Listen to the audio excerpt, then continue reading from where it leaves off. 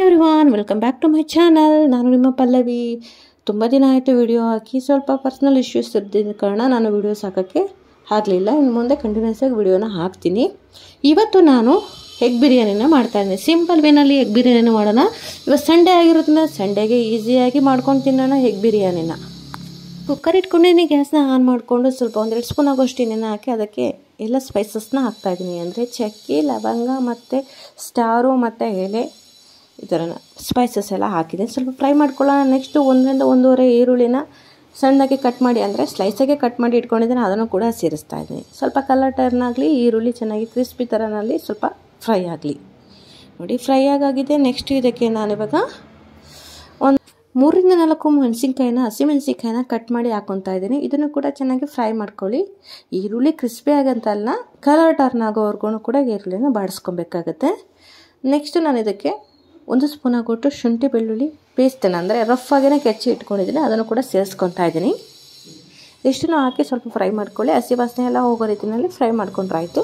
Next ಇದಕ್ಕೆ ನಾನು 1 ಟೊಮೊಟೊನ cut ಮಾಡಿ ಹಾಕೋತಾ ಇದ್ದೀನಿ. ನಾನು ಸ್ವಲ್ಪನೇ ಕ್ವಾಂಟಿಟಿಯಲ್ಲಿ ಮಾಡ್ಕೊತಾ ಇರೋದ್ರಿಂದ ನಾನು 1 ಟೊಮೊಟೊನ ಸೇರಿಸಿದ್ದೀನಿ. ಬೇಕಿದ್ರೆ ನೀವು ಟೊಮೊಟೊನ ಸೇರಿಸ್ಕೊಬೋದು. ನೆಕ್ಸ್ಟ್ ಇದಕ್ಕೆ ನಾನು ಅರ್ಧ ಸ್ಪೂನ್ ಆಗೋಷ್ಟು ಖಾರದ ಪುಡಿ, ಅರ್ಧ ಸ್ಪೂನ್ ಆಗೋಷ್ಟು ಧನ್ಯದ ಪುಡಿ ಮತ್ತು 1 ಚಿಟಿಕೆಯಷ್ಟು ಅರಿಶಿನ ಸೇರಿಸಿ ಚೆನ್ನಾಗಿ ಮಿಕ್ಸ್ ಮಾಡ್ಕೊತಾ ಇದ್ದೀನಿ. ಟೊಮೊಟೊ ಚೆನ್ನಾಗಿ ಸ್ವಲ್ಪ ಬೆಂದಿರೋದ್ರಿಂದ ಅಲ್ಲಿ ನೀರಿನ ಅಂಶ ಇರುತ್ತೆ. ಸೊ ಹಾಗಾಗಿ ಇದು ಸ್ವಲ್ಪ ಗ್ರೇವಿ ಅದಕ್ಕೆ ಬರೋ ರೀತಿಯಲ್ಲಿ ಮಿಕ್ಸ್ ಮಾಡ್ಕೊಳ್ಳಿ. ನೋಡಿ ಇವಾಗ ಫ್ರೈ ಮಾಡ್ಕೊಂಡಾಯಿತು. ಇದಕ್ಕೆ ನಾನು ಅಕ್ಕಿನ ಎಷ್ಟು ತೊಗೊತೀವಿ ಅದರ 2ರಷ್ಟು ನಾನು ನೀರನ್ನು ತೊಗೊಬೇಕು. ನಾನು ಸ್ಮಾಲ್ ಕ್ವಾಂಟಿಟಿಯಲ್ಲೇ ಮಾಡ್ತಾ ಇರೋದು ಅಂತ ಹೇಳಿದ್ನಲ್ವ. 1 ಲೋಟ ಅಕ್ಕಿ ತೊಗೊಂಡ್ರೆ ಅದಕ್ಕೆ 2 ಲೋಟ ನೀರನ್ನು ಸೇರಿಸಬೇಕು. ನೀರನ್ನು ಹಾಕಿದ್ದೀನಿ. ಇವಾಗ ನೀರನ್ನು ಹಾಕಿದ್ಮೇಲೆ ಸ್ವಲ್ಪ ಬಾಯ್ಲ್ ಆಗಲಿ. ನೆಕ್ಸ್ಟು ರುಚಿಗೆ ತಕ್ಕಷ್ಟು ಉಪ್ಪನ್ನು ಹಾಕ್ಕೊಳ್ಳೋಣ. ಉಪ್ಪನ್ನು ಹಾಕಿದ್ಮೇಲೆ ಚೆನ್ನಾಗಿ ಮಿಕ್ಸ್ ಮಾಡ್ಕೊಳ್ಳೋಣ. ಒಂದ್ಸಲ ಅದು ಕುದಿ ಬರಲಿ. ನೆಕ್ಸ್ಟು ನಾನು ಇದಕ್ಕೆ ಬಿರಿಯಾನಿ ಮಸಾಲಾನ ಸೇರಿಸ್ತಾ ಇದ್ದೀನಿ. ಮತ್ತು ತೊಳೆದಿಟ್ಟಿರೋಂಥ ಅಕ್ಕಿ ಇತ್ತಲ್ವ, ಆ ಅಕ್ಕಿನೂ ಕೂಡ ಇಲ್ಲಿಗೆ ಸೇರಿಸ್ತಾ ಇದ್ದೀನಿ. ಬೇಕಿದ್ರೆ ನೆನೆ ಹಾಕಿ 10 ನಿಮಿಷ ನೆನೆ ಇಟ್ಟು ಅಕ್ಕಿನ ಹಾಕೋಬೋದು. ಇಲ್ಲಾಂದರೆ ಹಾಗೇ ಅಕ್ಕಿನ ತೊಳ್ಕೊಂಡು ಹಾಗೇ ಹಾಕ್ಕೊಬೋದು. ನಾನು ಹಾಗೇ ಹಾಕ್ಕೊತಾ ಇದ್ದೀನಿ. ನೆಕ್ಸ್ಟು ಚೆನ್ನಾಗಿ ಮಿಕ್ಸ್ ಮಾಡ್ಕೊಳ್ಳಿ.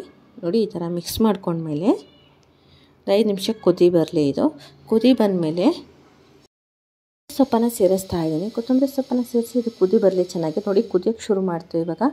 ನೋಡಿ ನಾನು ಇವಾಗ 3 ಮೊಟ್ಟೆನ ಬೇಯಿಸಿಟ್ಕೊಂಡಿದ್ದೆ. ಬೇಯಿಸಿಟ್ಕೊಂಡಿರೋ ಮೊಟ್ಟೆನ ಒಂದು ಬಾಣಲೆಗೆ ಸ್ವಲ್ಪ ಎಣ್ಣೆ, ಸ್ವಲ್ಪ ಉಪ್ಪು, ಸ್ವಲ್ಪ ಖಾರದ ಪುಡಿನ ಹಾಕ್ಬಿಟ್ಟು ಚೆನ್ನಾಗಿ ಮೊಟ್ಟೆನ ಹಾಕಿ ಸ್ವಲ್ಪ ಫ್ರೈ ಮಾಡ್ಕೊಂಡಿದ್ದೆ, ಖಾರ ಹಿಡೀಲಿ ಅಂತ ಹೇಳ್ಬಿಟ್ಟು. ಆ ಮೊಟ್ಟೆನ ರೆಡಿ ಮಾಡಿಕೊಂಡು ಆ ಮೊಟ್ಟೆನ ಇವಾಗ ಇಲ್ಲಿಗೆ ಸೇರಿಸ್ತಾ ಇದ್ದೀನಿ.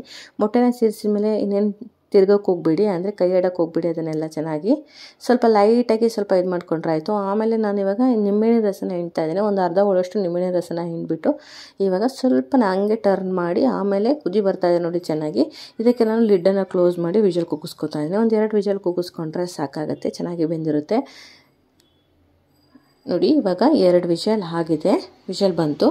ಸೊ ಸ್ವಲ್ಪ ತಣ್ಣಗಾಗಲಿ. ತಣ್ಣಗಾದ್ಮೇಲೆ ಎತ್ತಿಟ್ಕೊಳ್ಳೋಣ. ಎತ್ತಿಟ್ಕೊಂಡ್ಮೇಲೆ ನೋಡಿ ರೆಡಿ ಆಯಿತು ಸೂಪರ್ ಟೇಸ್ಟಿಯಾಗಿರುವಂತಹ ಎಗ್ ಬಿರಿಯಾನಿ. ನೋಡಿ ಎಷ್ಟು ಚೆನ್ನಾಗಿತ್ತು, ತುಂಬಾ ಟೇಸ್ಟಿಯಾಗಿರುತ್ತೆ. ಈಸಿಯಾಗೂ ಕೂಡ ಮಾಡ್ಕೊಬೋದು. ನೀವು ಒಮ್ಮೆ ಟ್ರೈ ಮಾಡಿ. ಸಂಡೇಗೆ ನೀವು ಟ್ರೈ ಮಾಡಿ ಹೇಗೆ ಬಂತಂತ ಹೇಳಿ ಕಮೆಂಟ್ ಮಾಡಿ ತಿಳಿಸಿ. ಆರಾಮಾಗಿ ನೀವು ನಾನ್ ವೆಜ್ ತಿನ್ನಬೇಕಂದ್ರೆ ಈ ಥರ ಎಗ್ ಬಿರಿಯಾನಿ ಕೂಡ ಆರಾಮಾಗಿ ಮಾಡ್ಕೊಂಡು ತಿನ್ಬೋದು. ನೋಡಿ ಅನ್ನದ ಜೊತೆ ಎಷ್ಟು ಚೆನ್ನಾಗಿ ಅನ್ನನೂ ಕೂಡ ಉದುರಾಗಿದೆ ಮತ್ತು ಎಗ್ಗು ಕೂಡ ಚೆನ್ನಾಗಿ ಅದ್ರ ಜೊತೆಗೆ ಬಾಯ್ಲ್ ಆಗಿ ರೆಡಿಯಾಗಿದೆ. ಮೊದಲೇ ಎಗ್ಗನ್ನು ಬಾಯ್ಲ್ ಮಾಡಿದ್ದೀವಿ, ಬಟ್ ಈ ಮಸಾಲ ಜೊತೆ ಚೆನ್ನಾಗಿ ಬಾಯ್ಲ್ ಆಗಿದೆ. ನೋಡಿ ಅನ್ನನೂ ಕೂಡ ಉದುರಾಗಿದೆ, ತುಂಬ ಟೇಸ್ಟಿಯಾಗಿತ್ತು. ನೀವು ಒಮ್ಮೆ ಟ್ರೈ ಮಾಡಿ.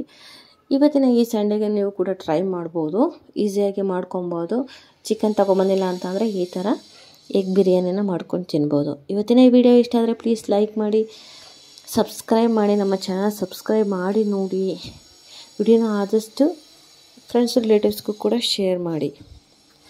ಸರಿ, ಇವತ್ತಿನ ವಿಡಿಯೋನ ಇಲ್ಲಿಗೆ ಎಂಡ್ ಮಾಡ್ತಾಯಿದ್ದೀನಿ. ಮುಂದಿನ ವಿಡಿಯೋದಲ್ಲಿ ಮತ್ತೆ ಸಿಗ್ತೀನಿ. ಅಲ್ಲಿವರೆಗೂ watching. Thank you for watching.